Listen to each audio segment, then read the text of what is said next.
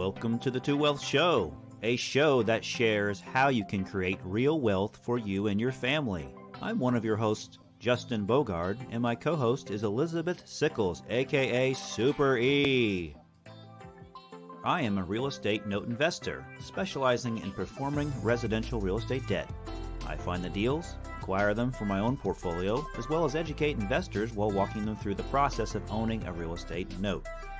My co-host Super E, a real estate investor, specializing in short-term rentals and the management of them. She connects investors with short-term tenants and manages everything in between. Our show is sponsored by BrightPath Notes and Elizabeth Maora. You can find out more information by visiting our websites at brightpathnotes.com and elizabethmaora.com. Hello and welcome everybody to episode number 26 of season 3. I'm Justin Bogard of the 2 Wealth Show and my co-host Elizabeth Maora. Sorry. You forget your name? We typed it in for you so you could just read it off the screen. Thank you. I'm shutting down because, with Christmas approaching and so. Well, by the time this airs, Christmas is going to be over with. So we have to pretend like, this is going to be, we're already in the post-Christmas era. Okay. So the holiday season, I will rephrase that. We're in the holiday season. I shut down the last 2 weeks of the year just from being in corporate all those years. Is that what happens? They just shut down? All the companies I worked for, yes. Man, they actually shut down, like turn off the lights and everything, or everyone just gets on vacation mode and doesn't do anything? When I was in manufacturing, we were still pumping glass, but when I was in automotive, we shut down. Okay. Well, everyone needs some time off. Absolutely.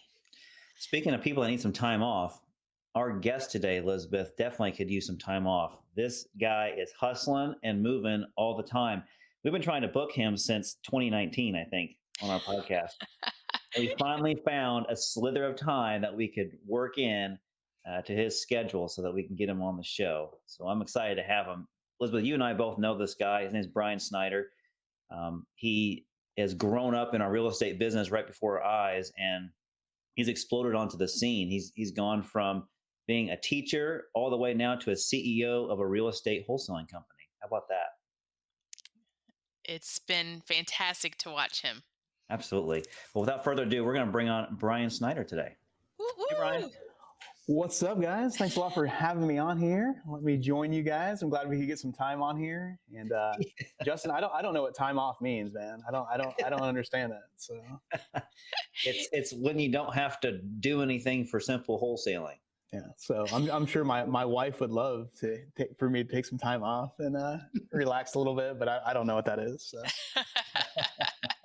So you've had quite a transition from, like Justin mentioned, from being a school teacher and then a crash course in real estate. Now you're the CEO and now you do coaching for people in their businesses. So can you tell our listeners and viewers a little bit about your journey, Mr. Snyder? Yeah, definitely. Thanks for the opportunity for having me on here, guys. So I started off as a teacher. I taught for 14 years. Usually middle school math is that was my specialty, that was my sweet spot. And when I started off in teaching, I said, hey, I want to be a successful teacher for 10 years. And then I want to become a principal, get my master's and stuff like that. So I did that after my 10 years of teaching. I started working on my master's to become a principal. And then once I was able to start getting into that, I did my internship to become a principal and realized wow, that is not at all what I want to do. That doesn't fit my personality. Realize that whatever decision I make as a principal, half the parents like it, half the parents don't, half the kiddos like it, half the kiddos don't. That does not fit my personality at all. I need people to like me. I need people to enjoy what I do, So, so it didn't fit my personality at all. Realistically, I feel like I reached all my goals as a teacher that I set for myself and things like that. So I thought it was just time for me to do something else.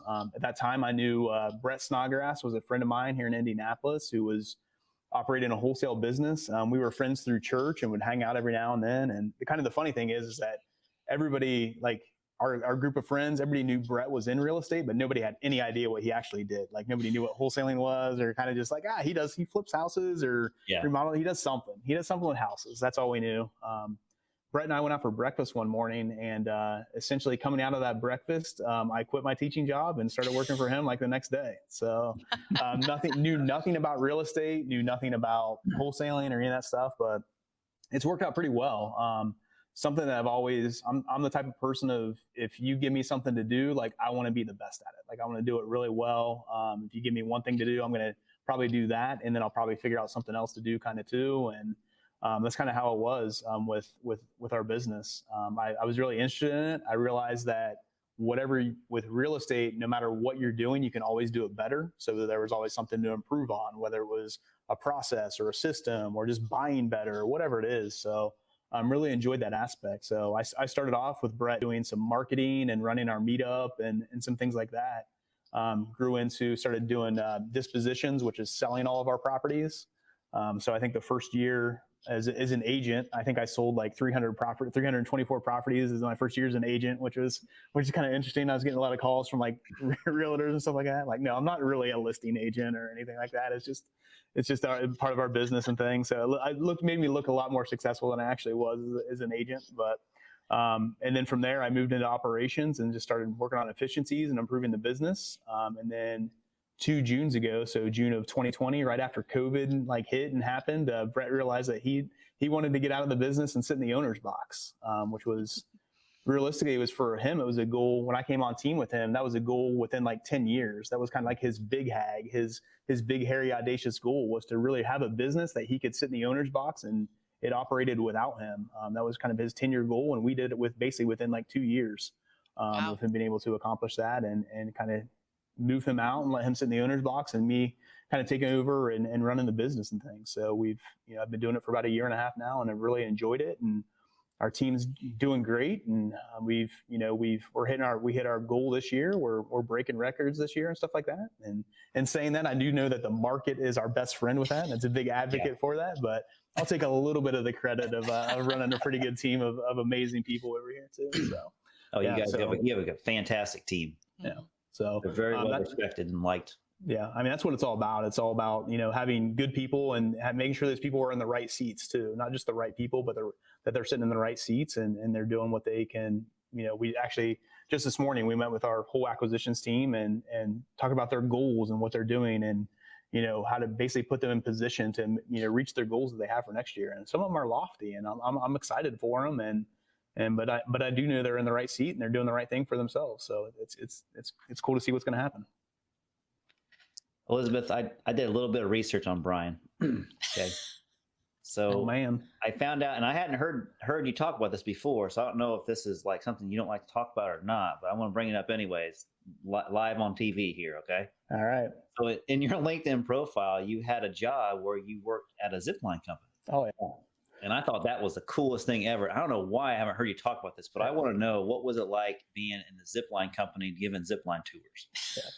Well, I'll tell you what, that was, so as a teacher, I obviously was not making any money as a teacher and stuff like that. So I always had to have other jobs. Like I worked like as a delivery person, like working on a truck. I managed the kitchen. I cooked in the kitchen. And yeah, for 3 summers, I worked as a Zipline guide down in Hocking Hills in Southeast Ohio. And man, that was a fun job. That was one of the most fun jobs I've ever had in my life and things. But it was literally like I would go and I would get a group of about 8 people and I would take them on tour and zip through trees for about 3 hours. That's awesome. So fantastic. Realizing now too of like, everything that happens in our life, we always pick up transferable skills. And that's really what it's about of like, hey, what can I take away from zip lining and doing this to like, how does that equate to, selling real estate? Well, that's really where I learned sales. I don't consider myself a salesperson by any means. I don't have any official training and things like that, but that's really where I had to basically take a group of 8 people and keep them engaged and keep them interested and keep them having fun for 3 hours and tell stories and things like that. So it was a blast. I loved it. I basically have a group of people for 3 hours and zipping through the treetops and basically be able to tell historical stories, funny stories and things like that. So it was a blast. So and just do it over and over. I can totally see you doing that. And I would love to be one of the clients of yours that could listen to the stories and stuff. I just find that so fascinating that you did that. Yeah, I would have no problem throwing you off a tree, man. So those were some of the funny stories were like the people that were like, it was really cool to see the progression that people would make, because there would definitely be, just about every tour, there's always somebody that was a little bit scared, or sometimes you get people that were really scared. But by the end of it, after our course was like 10 different zips, and we got up to like 90 feet in the trees and things like that. And it was really cool the way they did it, and they do an amazing job with their business and stuff. But like, it was really cool to see the transition of somebody that like was super scared from the beginning, but by the end they're like, hey, can I take my hands off, and can I, do this kind of stuff and things like that is pretty cool, and things to see people overcome their fears and enjoy it and have fun. I bet you get a lot of people that are first timers that are probably thinking they can do it, and they might want to back out at the last minute. But I can see old Brian coming in there, patting them on the back, giving them encouragement, and them having the best time of their life, right? Yeah, it's all about making them feel safe, making them know that they're going to be okay and that they can trust you. So, honestly, it's the same thing when we're talking to motivated sellers or people that, in real estate, of whether you're selling or buying or whoever you're working with, of they want to be able to trust you and know that this is the right thing for their transaction, and you're the right person to help them out with their situation and problem. Can you talk a little bit, Brian, about the fact that Brett made his goal way quicker than what he had thought? So what were kind of some of the steps? I mean, because you guys have grown, you have a great team. You've talked a lot about making sure that people are in the right seat. So can you kind of walk us through how you guys made that happen? Yeah, really, it's, it comes down to, really kind of three things: is that you have the right people and then the right seats, but then also that you have the processes down for what you want to be able to do. And then you have the systems and the resources for, to be able to do those things as well. So we have a lot of room to improve on the processes and, getting all those things down. But we've also made a lot of growth in that too. So I think there's little things of like, hey, here's the process of how we do it. Here's the procedure on how we do it. And here's the policy that we kind of follow and things like that as well. So when you have those three things kind of together, standing operating procedure, that's why there's a reason why the military has a standard operating procedure for everything they do and things like that. Business is the same way. Hey, here's how we're going to handle this. Here's what we do in this certain situation. And then making sure your whole team is informed on it, I think is super important. So having the right people and making sure they're in the right seats, but then having those standard operating procedures that you are going to follow and go by, and the processes behind all that stuff. But then again, that third thing is really having the systems and the resources that you need to. So being able to, hey, does our CRM, our customer relation management program, does it work well? Is there any flaws within this? Our relationships with title companies, are those in place? Do we do a good job with that? So just having those systems and things is really what it is, and that's what I enjoy doing. That's kind of where my strengths are. My strength is not in buying and selling real estate. That's just kind of the vehicle with which I'm able to kind of be successful within this business. It really comes into like running a business with operations the way that we need to, and having those right people and making sure we're doing the right thing. That's what I get excited about. I don't get excited about like, hey, waking up and like buying another house today. I get excited about having this person on my team reach their goal, or implementing a new process to help them out, or finding a new resource that can improve our team and things. Those are the things that really I get excited about and enjoy. Mm-hmm. That's awesome. Brett definitely picked the right person for the job. Yeah. So I think it's worked out pretty well for us. Brett and I have a really good relationship, and as I'm doing some coaching and consulting and stuff like that, I do see a lot of struggles that partners have within business and stuff. And I'm not a partner of Brett's. I'm an employee of his, business that he owns and things. But we treat ourselves kind of as partners, and we work within that. But the thing with it is we're super transparent with each other. Like, I know what's going on with him. I know he knows what's going on with me, and we're just, we're open and honest. We have some conversations that, sometimes one of us doesn't like it or whatever, but it's, through that transparency, we're able to have that good relationship. And that's one of the things that really does help our business be successful as well. So yeah, he's my one person board of advisors. So he's got to make sure he keeps me in line and stuff. That's right. With your consulting and coaching, do you follow a system or any books, or what is your forte? Yeah, so I'm licensed or not licensed, certified, and a certified how do we say, consultant or coach with Sharper Business Solutions. So Gary Harper is the owner of the business. Gary and Susan Harper, they're out of Northwest Indiana. They've been our business coach for the last 3 years. So as I got to kind of know their system and been through all their stuff, and kind of with my teaching background, like they kind of approached me and said, hey, I think you can really help us in our system and help other teams in real estate and help other businesses grow and things, because that is my passion. That's what I enjoy doing. So Sharper Business Solutions is kind of the company that I work with. But then we do have an operating system, which is called the Empire Operating System, which was developed by Gary Harper and Eddie Wilson. Eddie Wilson's one of the just a brilliant guy when it comes to business. Gary too, like just being around those guys has been amazing for me and being able to work with them. But so they have an operating system called Empire, and that's really what we go by, and that's what we implement into businesses and stuff. So yeah, so kind of the program that I kind of works with is one person goes out. So if you want to implement Empire, one person goes out into the business for one day from the team and kind of give you the introduction and kind of set everything up and go through.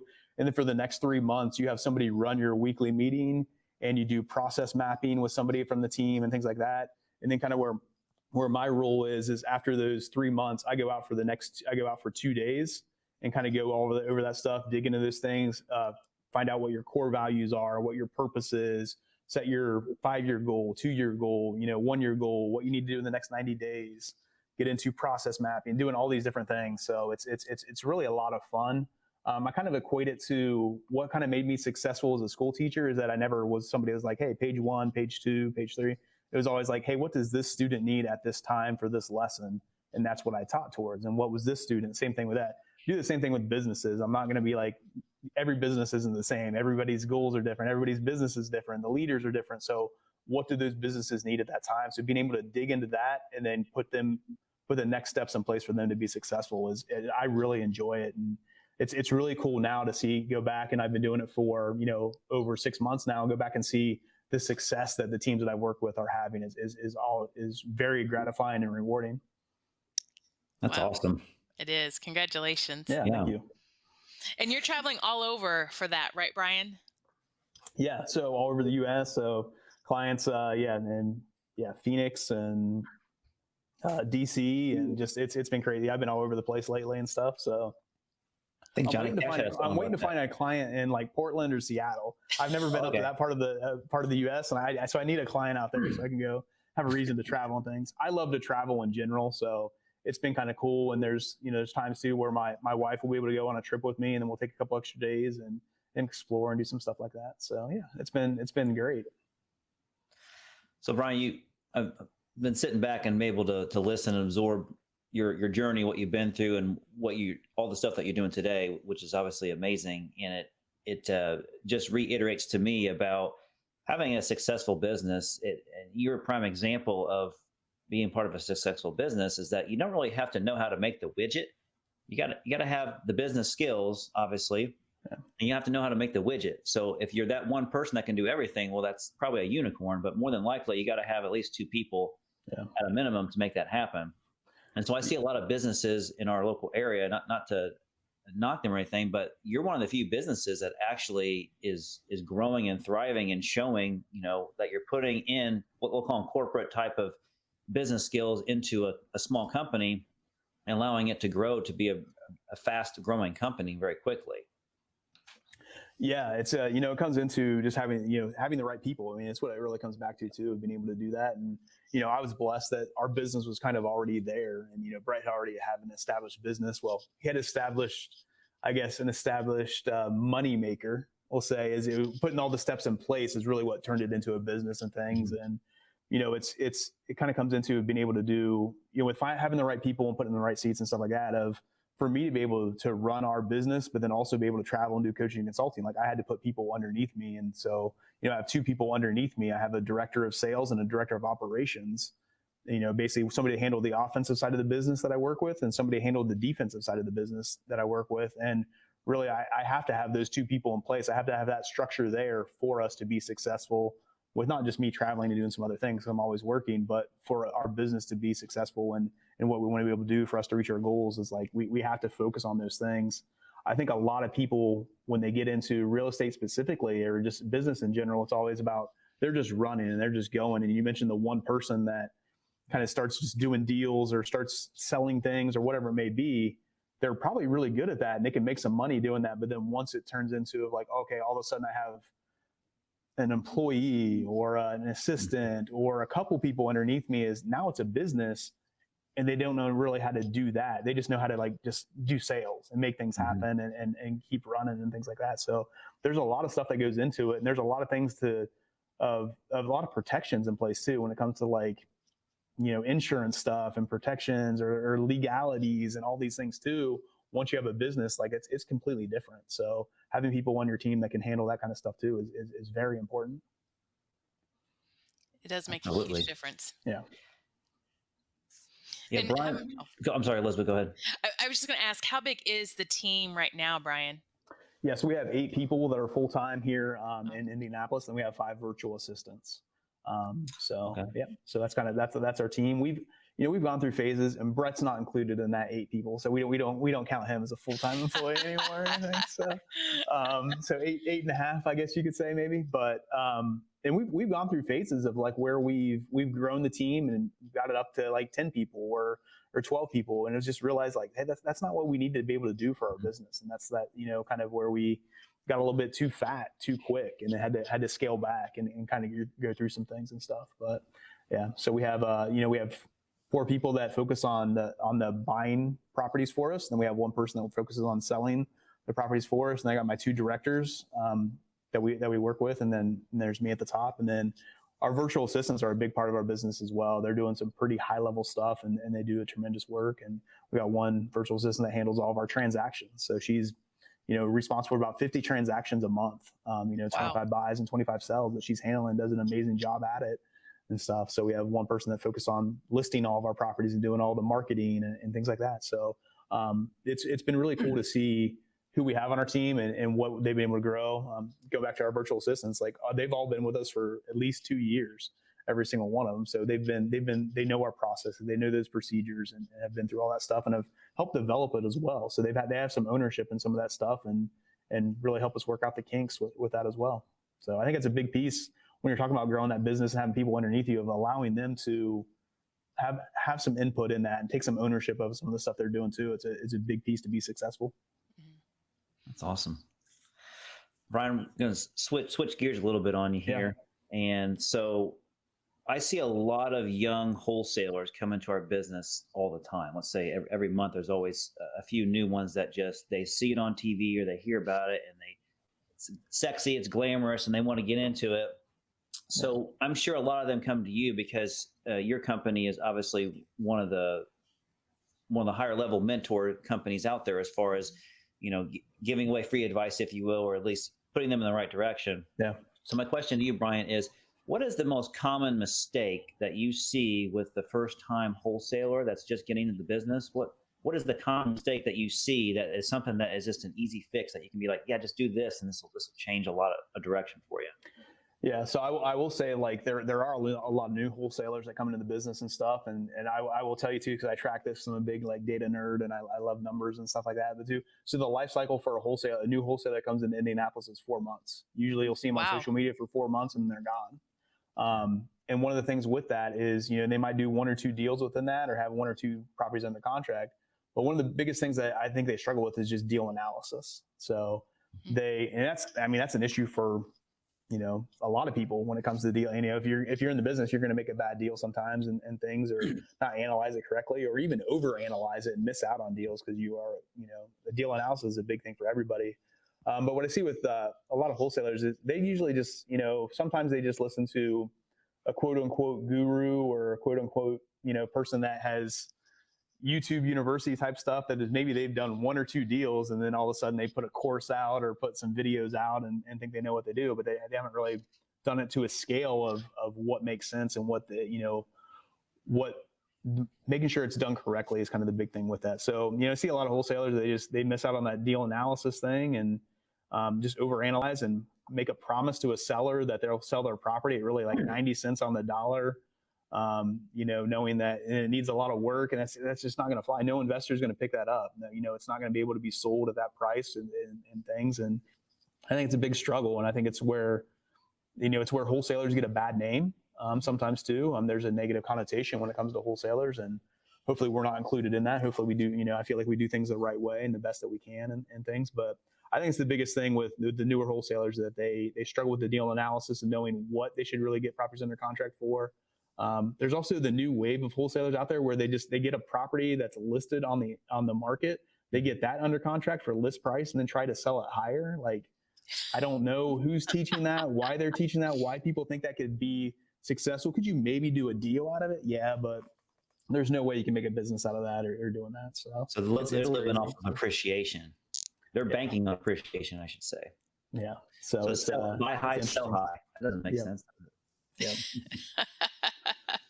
And so how many transactions are you guys doing? I know you mentioned the 20 or 25 or 50 a month. What's your...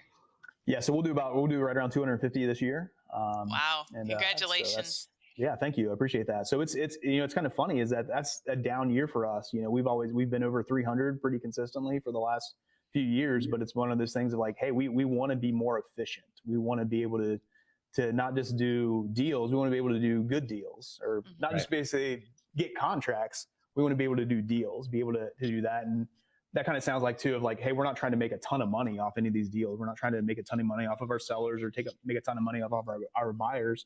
Our goal is just we want to make $10,000 on a deal. That's what we want to be able to do and have enough spread, be able to give the sellers what they need, but then also be able to give a good product to our buyers as well. And, so we'll do right around 250 deals this year. And we consider that a successful year. And we hit our goal. And, that's what it's all about, of setting those things out there. And like I said, setting that goal out there and then having the processes behind it and then going out there and accomplish it is a huge win for our team.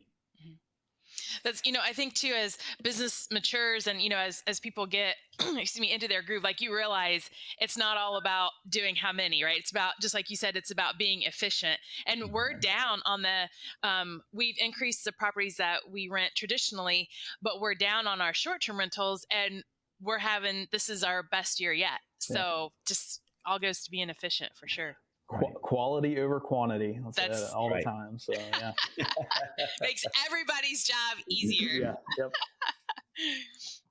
So Brian, one of the things that I see your company do better than most other wholesale companies, not just in our state but other states, is that you're very well rounded. You guys really know how to understand if wholesaling a property isn't an option. You have other strategies that you use as well. Because I know that you guys either buy on seller financing, or you turn around, you buy it, and you just resell the property with seller financing, because that area it has a lot of borrowers with large down payments, and you can just write notes on them, and you know how to exit out of notes as well. So I think that gives you another degree of separation from other businesses, because you really understand real estate in general and how to be creative and savvy and work your way around deals. Yeah, I think that's the biggest thing with, if you're in real estate, for you to be successful, you have to kind of have, if you're focused on one thing, it's great to just focus on that one thing, have that core part of your business, like, hey, this is where we get 80% of our business from, and be able to do this. But you also have to be able to understand different exit strategies. So, within this, you're going to make a bad buy sometimes. So how can you turn it around, or how can you do, to make it profitable or get out of it without losing money or anything like that? So we want to be able to have those different exit strategies. So our main goal is to wholesale a property, or really for us, it's wholesale. So we take down every property that we get under contract and stuff. We do buy it, so we can promise that to all of our sellers and everything like that. We're not trying to just assign it and then leave them hanging and with it, we're trying to look for a buyer or anything. So we're gonna buy every deal. But with that, we're gonna be able to do some different stuff with it. We can keep it as a rental for our own portfolio if we want to. We can flip the property if we want to and pay it off there, or we could renovate it and rent it out and then burr it if we need to. Or we can also just sell on owner financing as well. So there's a lot of different strategies for us and a lot of different things that we can take advantage of. I don't mean that sound in a negative way, but that we can really kind of just enhance and make our business profitable off different things that we can do. So I love the owner financing model of selling on owner financing and holding the note. It's one of those things that kind of have a soft spot for this a little bit, just because my wife is originally from Portugal, and they moved to the US, and her father worked at a bakery and got paid cash, just cash, and he could never qualify for a traditional mortgage and things like that. So she always said hey, they just had to rent. That's what they had to do the whole time growing up. But what we're able to do with some of these families or some of these individuals that do need to buy a property on owner financing and that can't qualify for a traditional mortgage is we are able to provide them a home and be able to have that family lifestyle and for them to have ownership of that. We do a note and mortgage. So they hold the deed and it is theirs. And, we operate like the bank, which is a great business strategy. I mean, I love it, and I can be as passive as possible with that, which is fantastic. But I think it is providing a lot of opportunity for individuals here in Indianapolis as well. There's a lot of deserving buyers out there. Oh, 100%. So it's fantastic. And people always ask like, oh man, isn't that risky or anything like that? Like, honestly, we've done, I don't even know how many notes and mortgages we've done over the last, 5 years. It's maybe 150, 200, something like that. But there's only been 2 defaults on those and stuff like, so it's super solid. Like it's been great. And like Justin said, like people are able to put sizable down payments down and they make their monthly payments, and they're able to take pride in their home, which is fantastic. And I love that model a lot more than having rentals. Personally, I like to hold the paper, and I know Justin probably I'm speaking Justin's language now. So I love it. That's great. Yeah, I get the same thing from people. The hesitancy is, doesn't that sound risky? And it's like, until you understand it and get involved in it and do it, you realize how much pride of ownership these people have when you just give them a chance. They show the income, they have the down payment, you give them a chance, and they typically don't let you down. Our portfolio is the same way. We rarely have any defaults after underwriting people the right way. So yeah, and then there's huge success in too. And my wife is really good at this. So my wife is my director of operations. She does an amazing job with that. But one of the things that she does along with our company too is talks through some of these individuals that have a note and mortgage, like talking through like, hey, here's kind of a payoff. If you can, is there any way, like, can we work towards this payoff, and then you can own it and don't have to pay us anymore. Don't worry about the interest. So even having that, kind of setting some different things out there of like seeing the successes and like them actually paying it off and having that win for them and getting to celebrate that with them too is a really cool thing to get to see. That's awesome. So it's not like a traditional 30-year mortgage. Like, hey, you can pay this off in like 6 years. Let's do this. Like, how can we tackle this and set this goal for you? Everybody wins in that situation. Yeah, everybody wins. Elizabeth, let's have some fun here. Let's fire off some questions. We got a data miner here with us, Ryan, and so I'll start off here. So I want to hear, and this is your recollection, putting you on the spot here. I realize that. So what's been your biggest PIA deal, pain in the booty? And then what's been a deal where you're just like, I snap my fingers and it's over with? Yeah. Can you recall either of that on the spectrum? Oh, 100%. So the bad deals are easy. Like I can list those off like crazy. So we sold a property this year that we owned for 959 days. So didn't want to hold it for any of this time. So it wasn't a buy and hold. We bought it and held it, and it was a mistake. We bought a property that was, great area. Kind of is in the friends and neighbors area, which I struggle with that area. So it's really turned around and really a great area to invest in and stuff like that too. But we bought a duplex down there that was basically on a 0 lot. So there was no lot. It was just the house. Only the house was the only part of the lot that was on. So there was no parking or anything like that. It was on a street. So just basically because it didn't have any parking, like we couldn't sell it. It was somebody who was going to pick it up as a rental, and that's what it was a great property for and a great area for. But it didn't have a lot. So we owned it forever. We tried to sell it multiple different ways. We, did some, I think we had it sold about 5 different times and stuff like that. It always fell through. We took it off the market, put it back on. It got broke into. We had an insurance claim on it. All kinds of things. We were getting calls from the city on it, of course, and had to board it up and all those things and stuff like that. And finally this year, it's like, we're having a good year. So like, let's just put it back on the market and just see it. We'll take a loss on it. If we lose $20,000 on it, let's just take a hit right now, or we'll be all right. And we put it on the market for like $50,000 and ended up getting an offer like 86. Nice. So, oh my gosh! Just because timing was right, and they were doing some different stuff down there, the way they were trying to change it. So it's kind of funny. Of like, it ended up being an okay situation for us, but it was a terrible buy. Like, never should have bought it. Like, never should have. Yeah. We fell through in that process. We didn't look at the lot size and things like that too. But then there's deals on the other side too. Like, when you talk about good deals, like every now and then there's deals that you can just do, and it's just kind of in your sleep. But then the trick with that though is like, you don't really know if you were good in your process or not, or if it was just like, man, did we just get lucky on this? Yeah. Or was it just like was just timing too great. Of just like, yep, sell you. Yeah, the seller's like, oh, I need $100,000 for it, and our max offer is like 120. I'm like, okay, yeah, I'll give you $100,000, and we can turn around and sell it for like 150. And it's just like, man, what happened there? Like, what's going on? So that happens every now and then. And it's great, but the data person in me and the analyzer in me is always like, man, were we good in that, or did we just get lucky in that? So. That's great. Yeah. I was going to find the negative. I was going to find, how can we improve in this? What's going on here? I like this. Yeah. You'd be a great head coach for a professional team. Mm-hmm. Yeah, I was trying to coach my Browns up last night, and they did not listen to me very well through my TV. So. Who are authors or podcasts that you follow, Brian? So authors, I love Patrick Lencioni. I think he does an amazing job. 5 Dysfunctions of a Team, book Getting Naked, which is a great book about the vulnerability of like a salesman and things like that. So he's a great author. Chris Voss stuff is amazing too for sales and getting into that. Podcast, one of my favorite podcasts. So I'm a big sports fan. I listen to a ton of sports podcasts. We won't talk about those, but I spend way too much time listening to the sports podcasts and stuff. But one of my favorite podcasts to listen to is called Clear and Vivid, and it is the person that runs it is blanking. It's blanking on me right now. It's the guy that was on MASH. Is the guy that runs or that does it. I cannot think of his name for some reason, but It's called Clear and Vivid. But it's all about communication. He has so many different people of just from different genres and different relationships and things like that. Of how to communicate better with different people. So.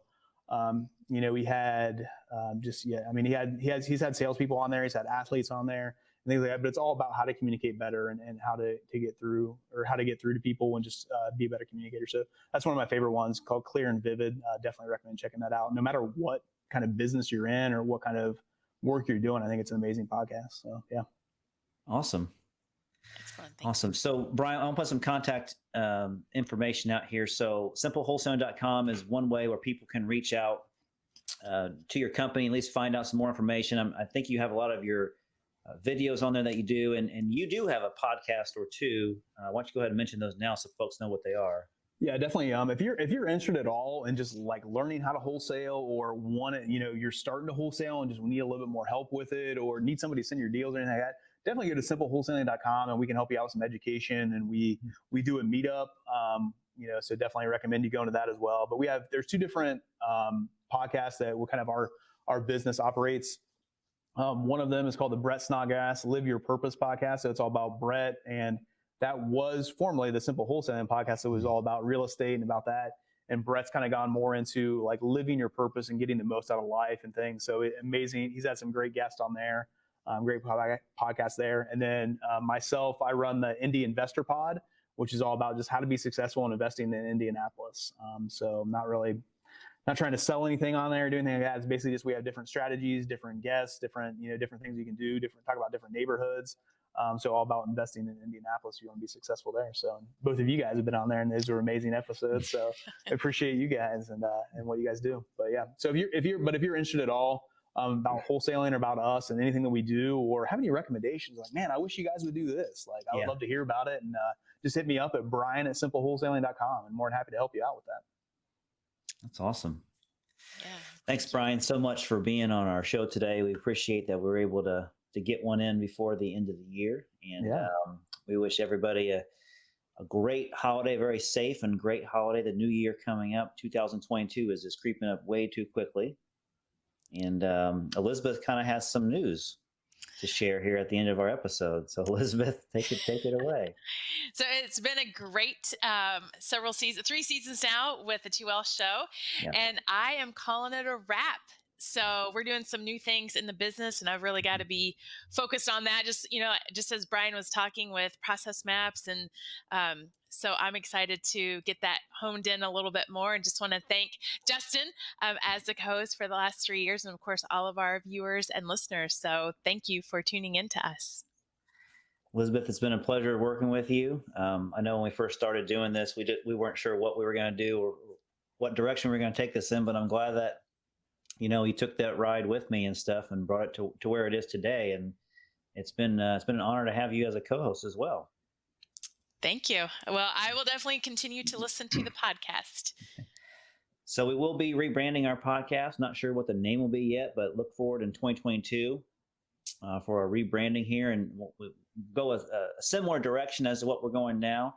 We're just not sure yet. So Elizabeth is firing me from the Too Well show, and so I gotta pick up my reins and go somewhere else. All for good reason. All for good reason. So, all right, buddy, that's a wrap for season 3 of the Too Well show, and just stay tuned for us in 2022 with a new season, with a new podcast. So I'm Justin Bogard with BrightPath Notes. I'm Elizabeth with Elizabeth Maora. And again, thank you to our guest, Mr. Brian Snyder of Simple Wholesaling. Thanks, guys. Appreciate it. Thanks, Brian. See you guys. Thank you. Take care. Bye.